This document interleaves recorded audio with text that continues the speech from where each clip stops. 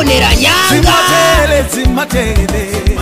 Pa 6 August pano kuli ruchiukwati cha Mtimabi pamene Bartolomeo Severiano Emanuele akutengana ndi Efigenia Pedro.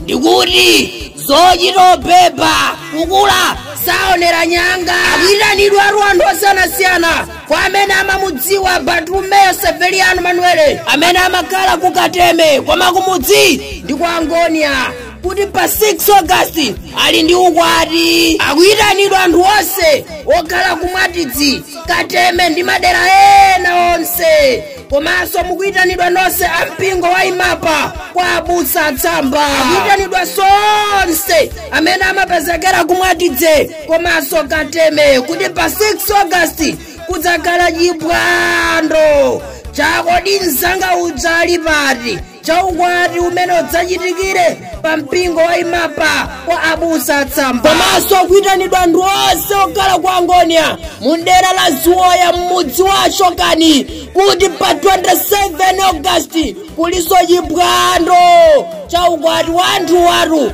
Bartolomeo Severiano komanso mkazi wake Efigenia Pedro Lorenzo okaoka mudzi wa Shokani kwa Ziwoya ku Angonia. Komanso muloyeranidwa nonse ozungulira Ziwoya pa phwando ili.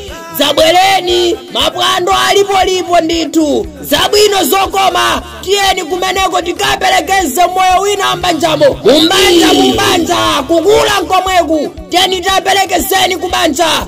Komanso akuyitanidwa a David Jackie kumeneko ndi kumwatidze ndi anthu onse okhala mwatidze Kateme Angonia, kutitu kuli chiphwando cha undipondera mwana kumene tikamperekeze m'bale wathu. Malangizo awiri atatu ifenso tasunga mu kontena kuti tikaone kumeneko.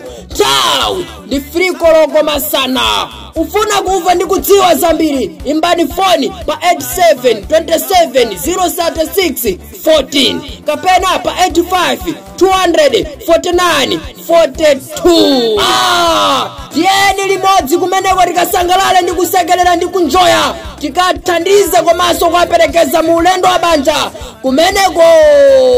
Nkakhala ine ndikoko ine ndamva kuti banja nkumilira saname ndesi ndikudziwa kunena kuti koda Bartolomeo kumene kumakonseka kapenayi chifukwa kulipo kafika kubanjako masiku awiri atatu mutozoti ndatota ndabwera.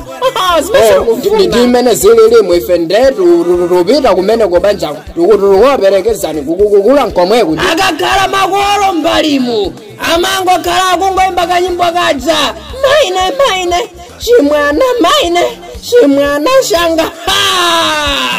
Umadi undi woye Jole musatale gani Dadi safuda kambidana